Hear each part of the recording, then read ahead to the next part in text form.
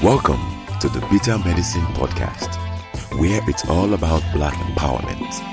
Our show focuses on Black news and entertainment, arts, science, economics, history, people, and strategies that uplift, empower, and motivate Africans within the diaspora. And now, your host, whose favorite color is black, Goku.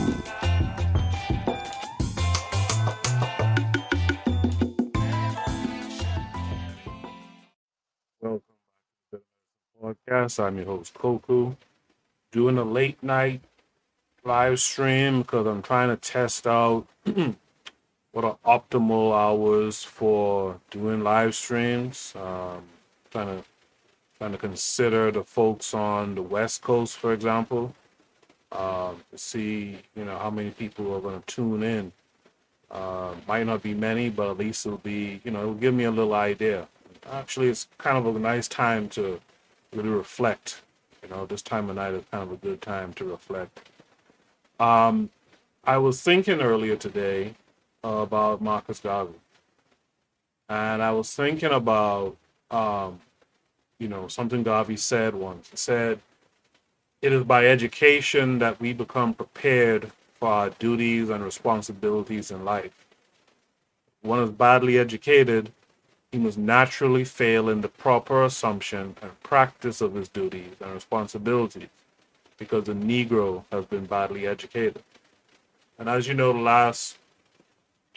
for a while now, the Bitter Medicine Podcast has been, dedicated to this idea of building or constructing a modern day curricula.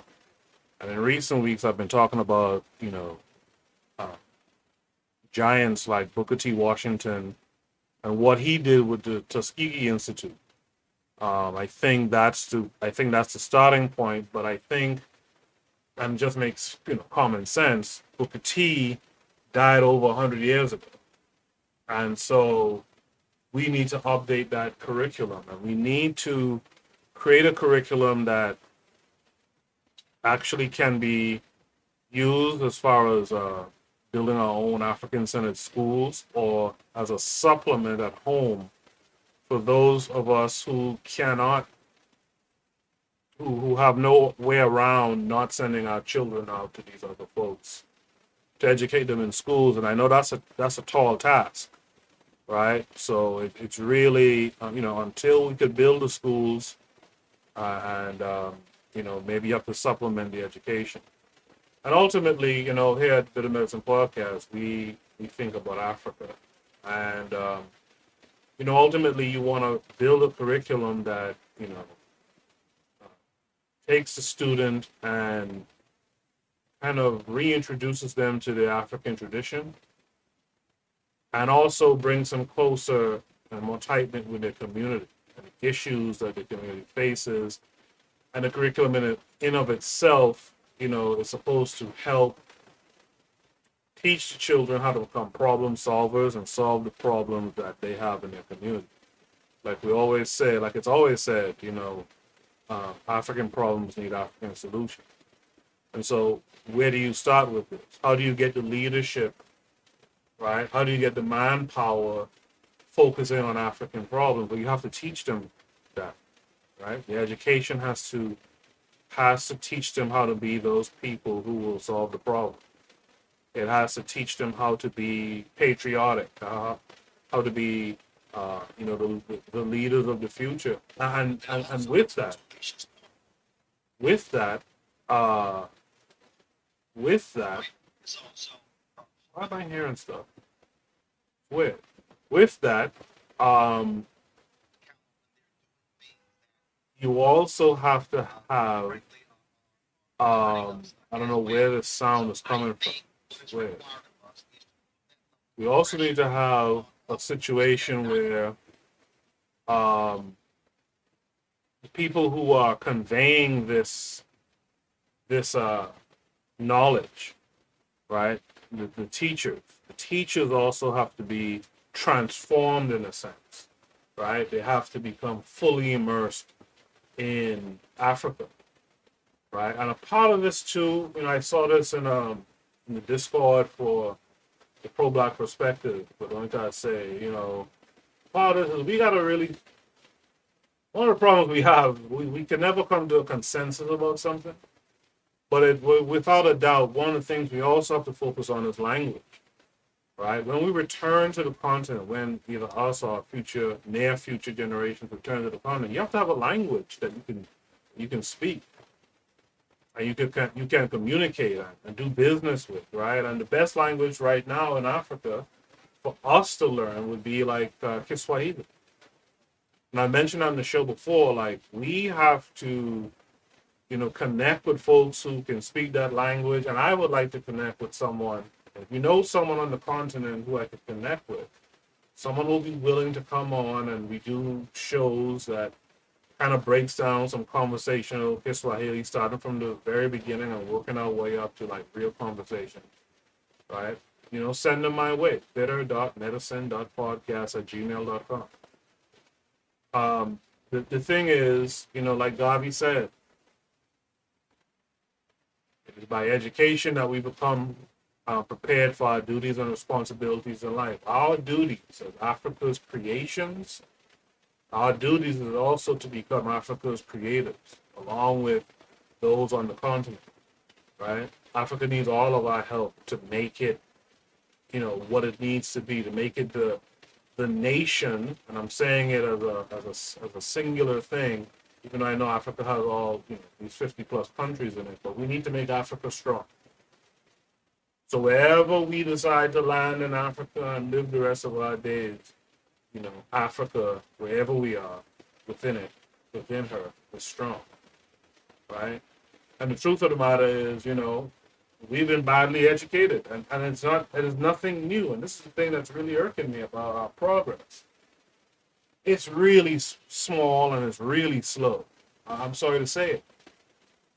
We do some nice stuff here and there, but it's really, really slow. I mean, Carter G. Woodson wrote that book, The Miseducation, like 100 years ago.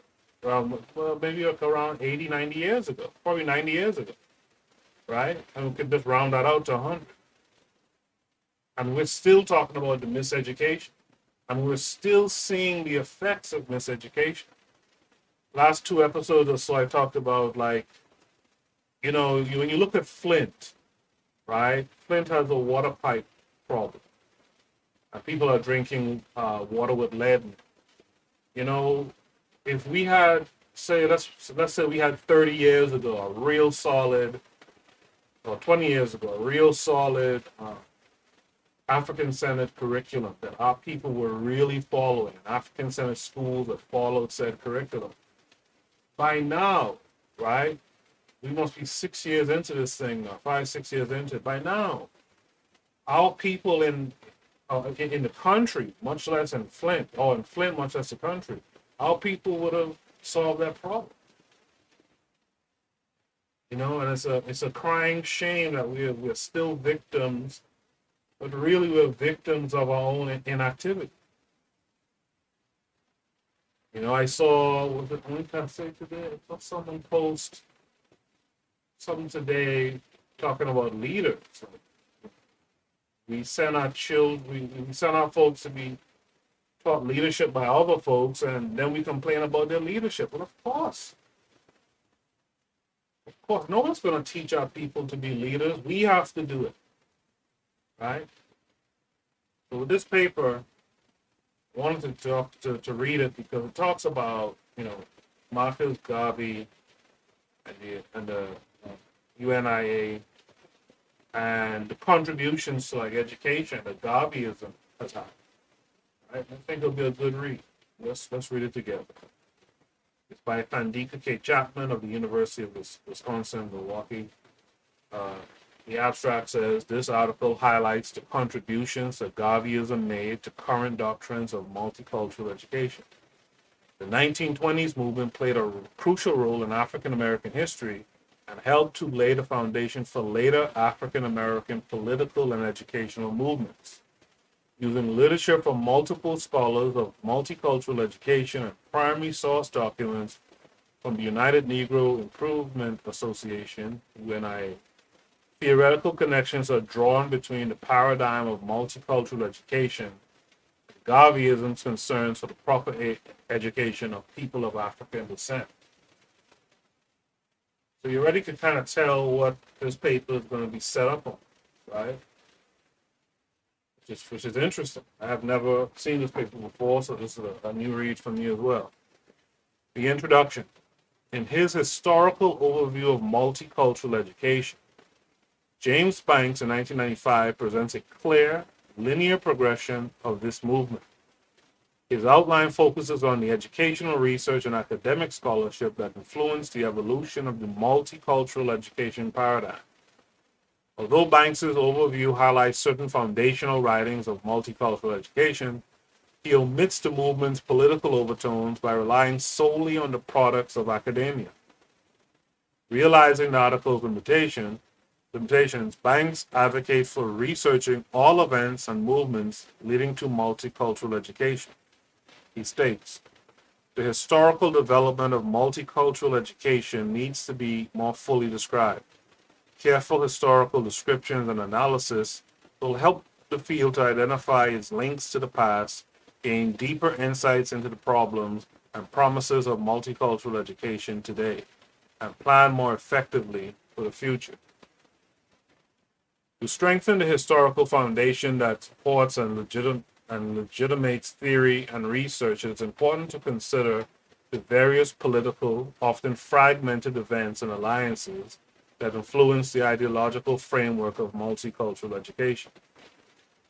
One historical event that has contributed to the foundation of multicultural education is the Garveyism movement in the 1920s. During the early 1920s, various political groups such as communists, socialists, and race men shared soapboxes at neighborhood rallies, podiums at formal conventions, and publication space in their journals.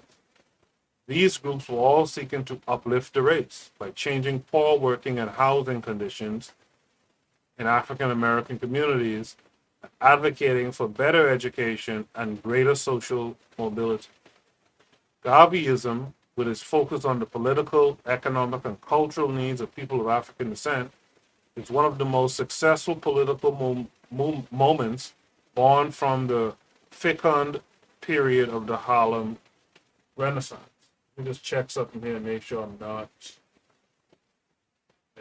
sounding okay. There's a concurrent listener. If anyone's listening, let me know. All right, so it seems like I'm good. Let me just continue. All right, so created in 1914 by Marcus Garvey, the United Negro Improvement Association still boasts the largest membership of any African American political organization. During its peak years of 1920 to 1924, the UNIA recorded over 1 million dues-paying members of African descent and 2 to 3 times that many people participating in various activities. And see, that's the thing. If you're gonna be talking really, right, about stuff, if you're gonna be out here trying to be a change agent for Black society, you really should be a part of an organization, right? And that's something I'm missing right now, too, right? I've been in organizations from my college days and over the years, but I always had an issue with organizations. I've talked about it a little bit in previous shows. I might even do a whole show about the limitations of current organizations. But you need to be in an organization, and I saw only talk about this just recently. You need to be a dues-paying member of an organization. Some of the organizations that have been around in recent years, I didn't see any dues collected. And so where are they getting their, who's their chief benefactor? Where are they getting their funds from? And once you understand that, the need for funding in an organization, You see these organizations that aren't being funded, you got to question who's holding the purse and what are the activities of the organization really what they seem to be. Always follow the money, right? You have to fund your own liberation schemes, your own liberation organizations, etc. Okay, and that's something. Even with what we're doing here with the curriculum, we need active members. That's great, but we also need funding. I was thinking about it earlier today. Like, when the curriculum is made, how do we disseminate the information? Print books every year, which would be probably. Although the UNIA did promote and sponsor the move to relocate people of African descent back to Africa, I see I'm getting more of these little problems with this OBS studio and the live stream, but I am recording it as well. So again, if anything, I'll just upload the recording, which kind of sucks. The UNIA was primarily focused upon the economic independence of African people. This focus included the creation of cooperative grocery stores, restaurants, laundries, garment factories, dress shops, a greeting card company, millinery, a phonograph record company, and a publishing house. Principal publication of the UNIA publishing house was the Negro World newspaper. Writings in the Negro World emphasized cultural pride, an independent Africa with political power for people of African descent, which is what we really need. We really need an independent Africa that has power behind it, right? International solidarity among people of color and an educated citizenry. This is what we also need, educated citizenry. That's why when I talk about curriculum, talk about our kids, I talk about the kids more because the kids are the future.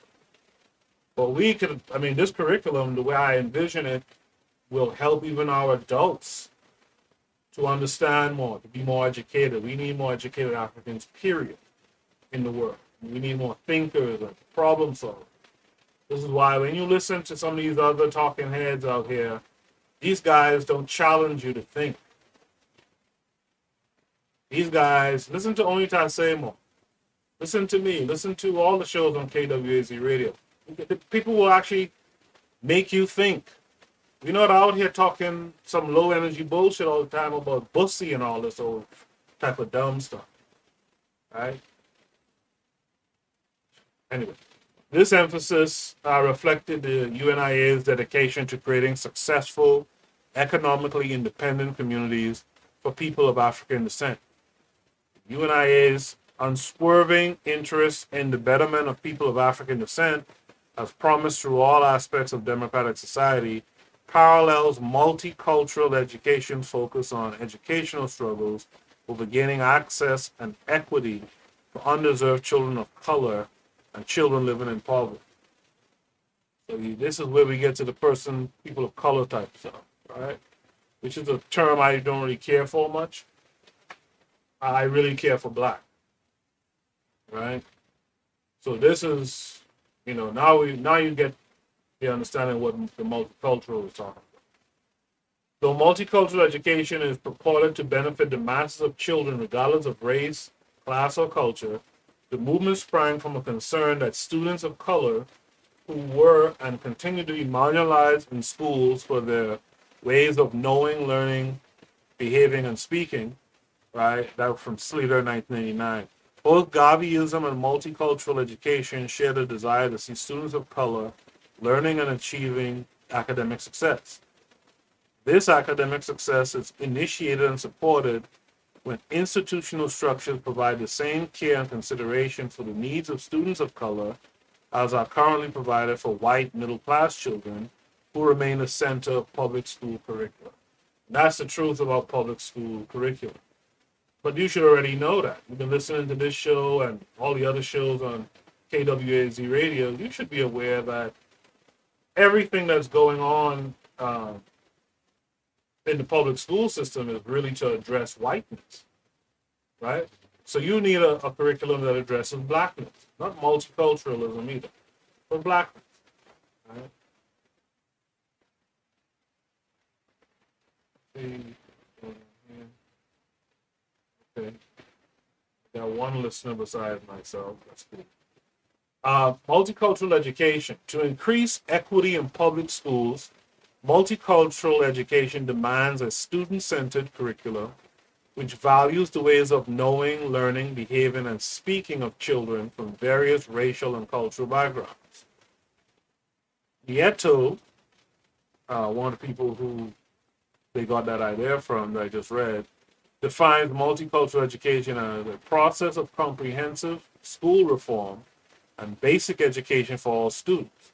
It challenges and rejects racism and other forms of discrimination in schools and society, and accepts and affirms pluralism, which is the ethnic, racial, linguistic, religious, economic, and gender, among others, right, that students, their communities, and teachers reflect.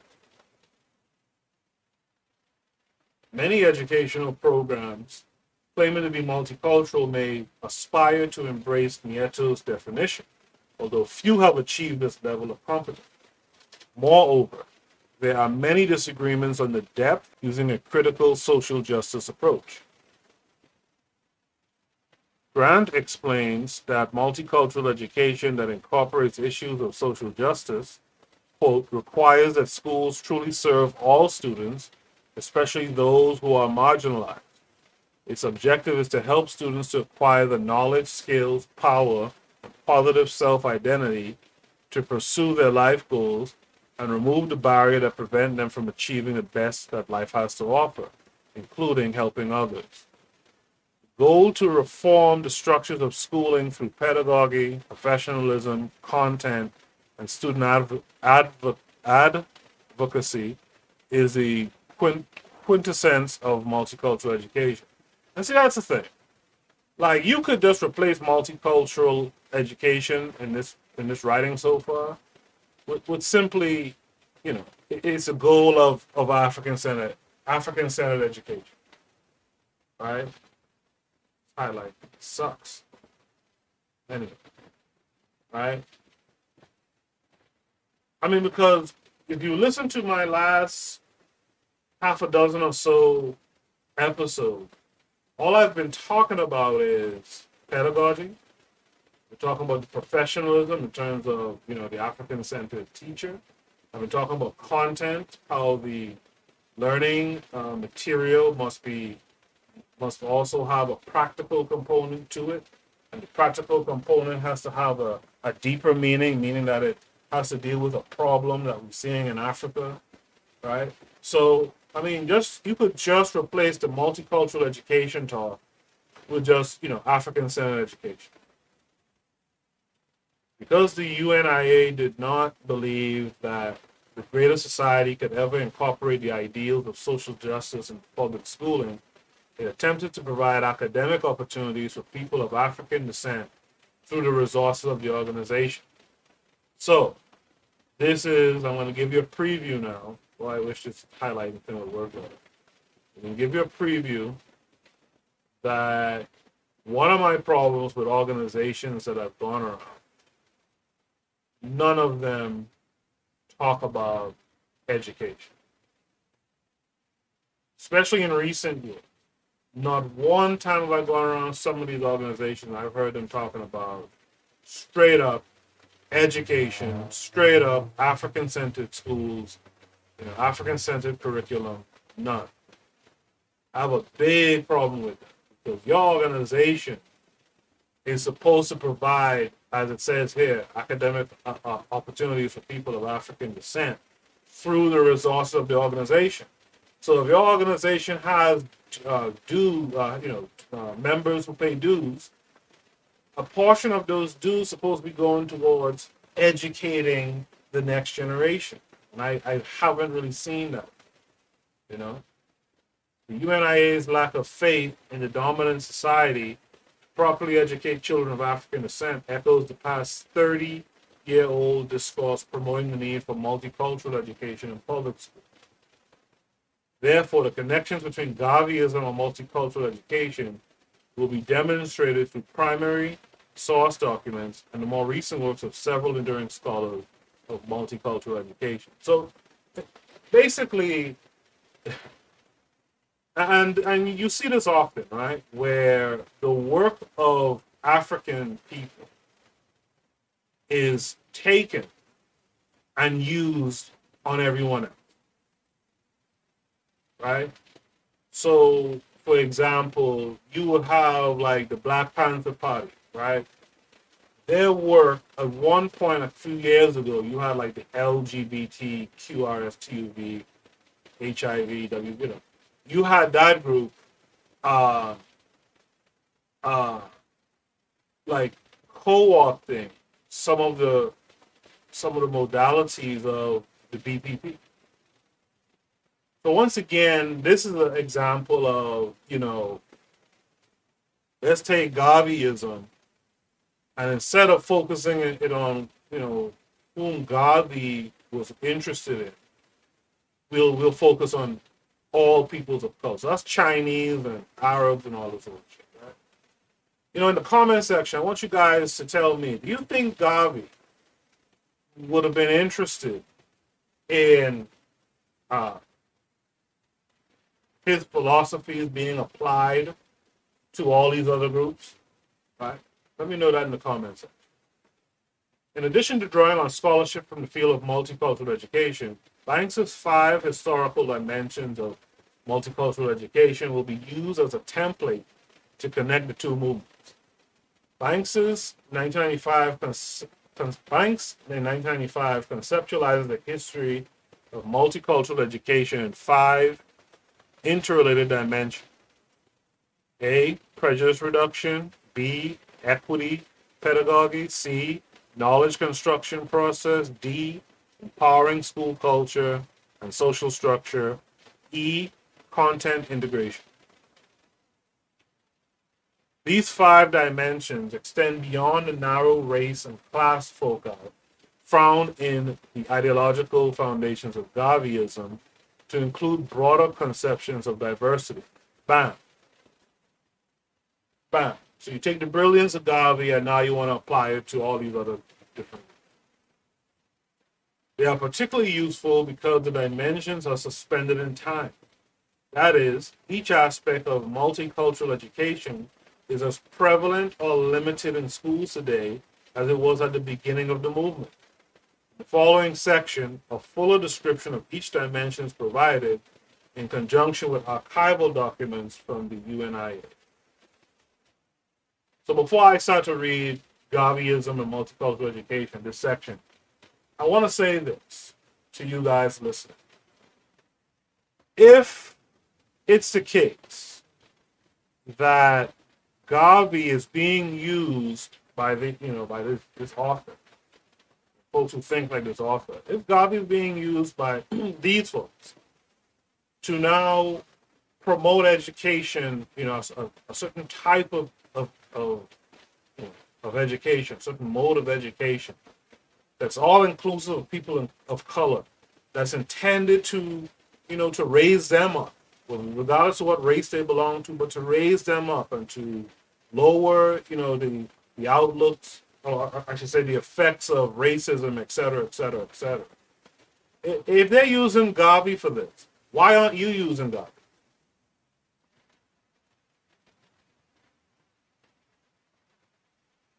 You see? They have the sense to go back to Garvey and use Garvey. I'm asking you, why aren't you using Garvey's philosophy?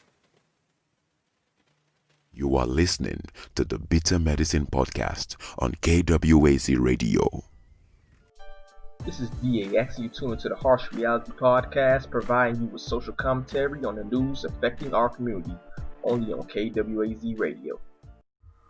Peace, family. This is Oni, inviting you to listen to the pro-black perspective, where black problems are addressed with black solutions.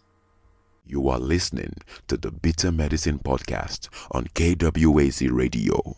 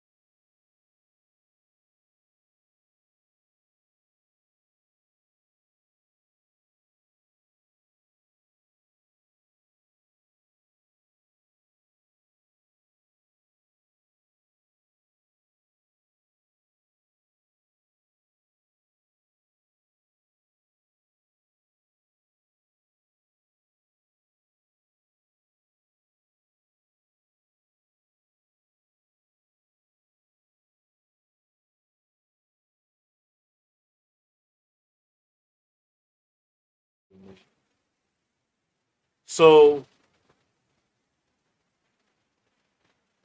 however, multiculturalists Carl Grant and Gloria Ladson Billings, 1997, advocate for students to develop positive self-concepts and discover who they are, particularly in terms of their multiple group membership. They state that multicultural education facilitates positive self-esteem by acknowledging that the strength and riches of the United States are a result of its human diversity. Multicultural education should suggest that students will have a deeper critical knowledge of the various contributions of different groups of people, understand that they are deserving of the full rights of citizenship. And that's where the bullshit kind of boils over. Right? Our people don't really need to know the contributions of all these different groups. We more so need to know more about it. Right? The push for people about valuable contributors to social context of the time period. Right.